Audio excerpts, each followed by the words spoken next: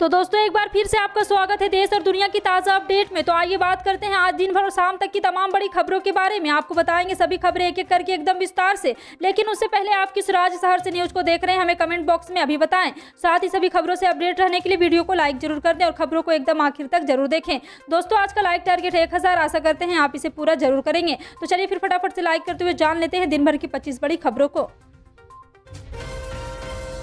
देश भर में शैक्षणिक संस्थानों में एक कॉमन ड्रेस कोड लागू करने की मांग को लेकर वकील अश्वनी उपाध्याय की ओर से दायर याचिका पर सुप्रीम कोर्ट ने जल्द सुनवाई से इनकार कर दिया है। बता दें कि सुप्रीम कोर्ट के वकील अश्वनी उपाध्याय के बेटे और लॉ स्टूडेंट 18 वर्षीय निखिल उपाध्याय की ओर से अर्जी दाखिल कर भारत सरकार और देश भर के राज्यों को प्रतिवादी बनाया गया है। याचिका में कहा गया है कि केंद्र और राज्य सरकार को दिशा निर्देश दिया जाना चाहिए, मान्यता प्राप्त सभी शैक्षणिक संस्थानों के लिए ड्रेस कोड लागू करे ताकि देश में समानता, सामाजिक एकता और गरिमा सुनिश्चित हो और देश की एकता और अखंडता सुदृढ़ रहे। बता दें कि कर्नाटक से उठे हिजाब प्रकरण के बाद अब देश भर में शैक्षणिक संस्थानों में कॉमन ड्रेस कोड को लेकर बहस छिड़ी हुई। कर्नाटक हाईकोर्ट ने मंगलवार को अपने फैसले में कहा था कि हिजाब इस्लाम धर्म में आवश्यक धार्मिक प्रथा का हिस्सा नहीं। इसके बाद हाईकोर्ट के फैसले के खिलाफ मुस्लिम छात्राओं ने सुप्रीम कोर्ट का दरवाजा खटखटाया है। अब सुप्रीम कोर्ट इस मामले में दायर याचिकाओं पर होली के अवकाश के बाद सुनवाई करने के लिए बुधवार को राजी हो गया है।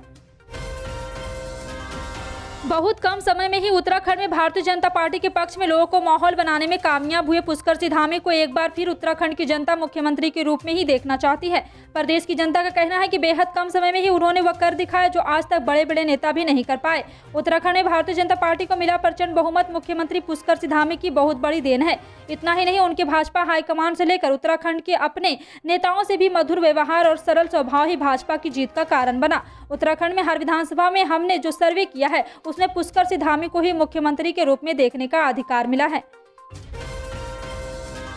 शिवसेना ने मुखपत्र सामना के जरिए कांग्रेस के G23 धड़े पर किस निशाना साधा है। महाराष्ट्र की महाविकास अघाड़ी सरकार की साझेदार शिवसेना अपने सहयोग गांधी परिवार के बचाव में उतरी है। बता दें कि 5 राज्यों के विधानसभा चुनाव नतीजों के बाद कांग्रेस पार्टी के शीर्ष नेताओं के खिलाफ G23 धड़े के नेताओं ने एक बार फिर मोर्चा खोल रखा है। ऐसे में शिवसेना मुखर तौर पर गांधी परिवार के बचाव में उतरी है। शिवसेना ने अपने मुखपत्र सामना में लिखा है, गांधी नेतृत्व छोड़े या ठीक, लेकिन कांग्रेस को आगे ले जाने वाला, जीत दिलाने वाले नेता कपिल सिब्बल की G23 गुट में क्या है।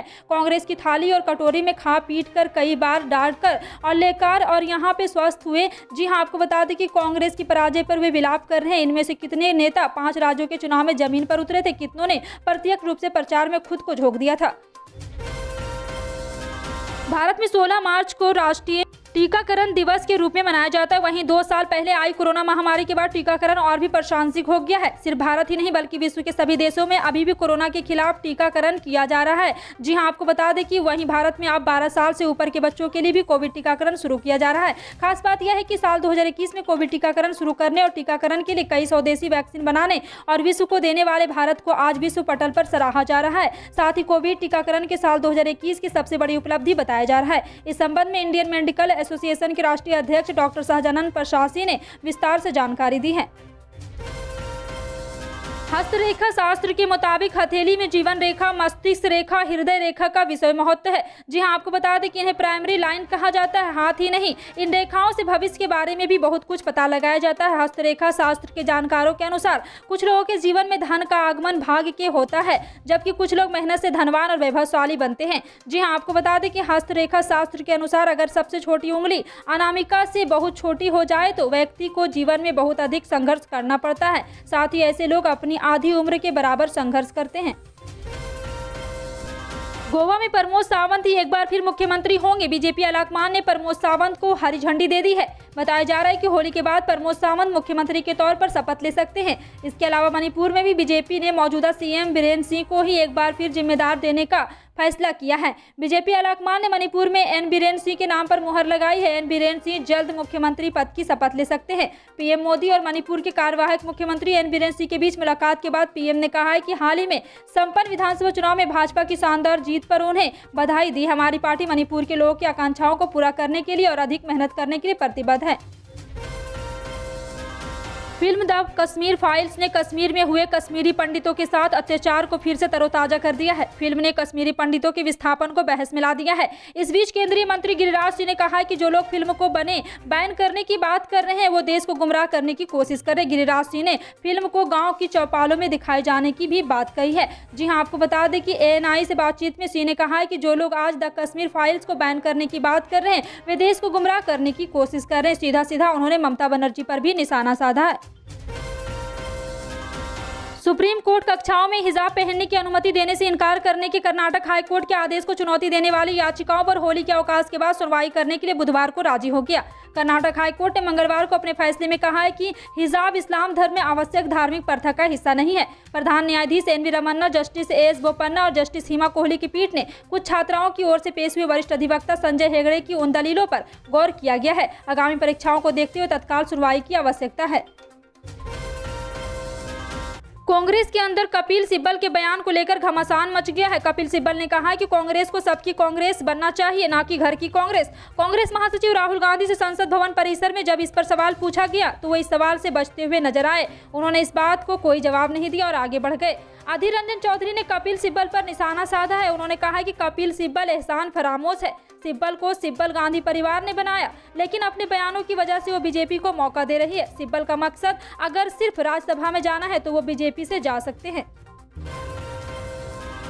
अंतर्राष्ट्रीय बाजार में क्रूड ऑयल की कीमत को लेकर राहत की खबर है। रूस यूक्रेन तनाव के कारण तेल की कीमतों में आया उबाल अब कम हुआ है। लगातार 3 सप्ताह तक $100 बैरल से ऊपर रहने के बाद इंटरनेशनल मार्केट में कच्चे तेल के दाम नरम होकर $100 प्रति बैरल हो गया है। जी हां, आपको बता दें कि एक बार फिर से इससे पहले क्रूड ऑयल 7 मार्च को 14 अप्रैल 14 साल के उच्च स्तर $139 प्रति बैरल तक पहुंच गया था। भारतीय पेट्रोलियम विपणन कंपनी इंडियन ऑयल कॉर्पोरेशन के लेटेस्ट अपडेट के अनुसार दिल्ली में इंडियन ऑयल के पंप पर आज 16 मार्च को भी पेट्रोल की कीमत 95 रुपये प्रति लीटर, जबकि डीजल का भाव 86.67 रुपये प्रति लीटर है। मंगलवार को अधिकतम तापमान 36.6 डिग्री और न्यूनतम तापमान 16 डिग्री रहा। इस सीजन पर पहली बार दिन का पारा 36 डिग्री पार पहुंचा। मौसम विभाग से मिली जानकारी के अनुसार हवा की दिशा बदलने से अधिकतम 7, न्यूनतम तापमान भी बढ़ते क्रम पर है। मौसम वैज्ञानिक HP चंद्रा ने बताया कि जिले सहित प्रदेश में हवा की दिशा उत्तर व पश्चिम हो गया है। दोनों दिशा से हवा आ रही है। 16 मार्च को मौसम शुष्क रहने की संभावना है। सोना खरीदने की प्लानिंग करने वालों के लिए खुशी की खबर है। सोने और चांदी की कीमतों में आज फिर बड़ी गिरावट दर्ज की गई है।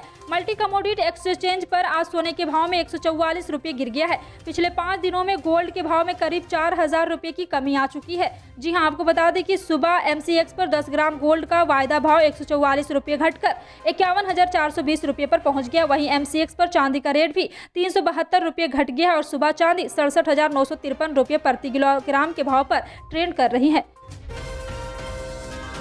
दुनिया के कई देशों में कोरोना संक्रमण के मामले फिर तेजी से बढ़ने लगे हैं। चीन में कोरोना के मामले सारे रिकॉर्ड तोड़ रहे हैं। पश्चिमी यूरोप के भी कई देशों में संक्रमितों की संख्या में बढ़ोतरी हो रही है। चीन के स्वास्थ्य अधिकारियों का मानना है कि मामलों में बढ़ोतरी की वजह ओमिक्रॉन का सब वेरिएंट BA.0.2 अब तक का सबसे ज्यादा संक्रामक वेरिएंट है।